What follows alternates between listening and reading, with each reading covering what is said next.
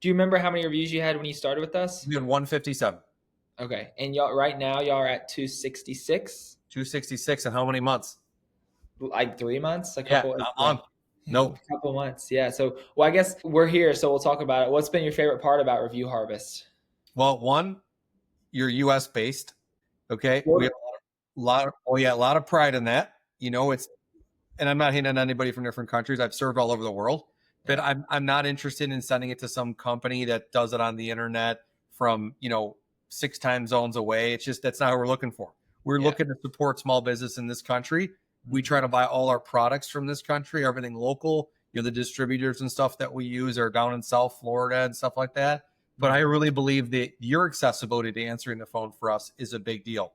If I've ever needed you, you pick up, right? Mhm. And Yeah. listen, I'm willing to pay for convenience.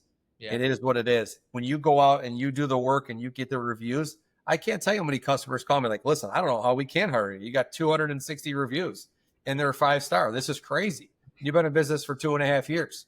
Yeah. Jeez, that's crazy. That's awesome. Yeah. Well, what's like y'all's biggest marketing channel? When you go to, you're like, hey, we're getting most of our customers from here. What is that for y'all? Reviews. Really? Reviews Awesome. is our big game. We've learned you can spend endless money, right? And your ROI is just, I mean, people will tell you they track it like, oh, we get this much activity off of Facebook. Listen, you can get all the unique impressions, all the stuff you want to get. But at the end of the day, it's who puts the money in the bank.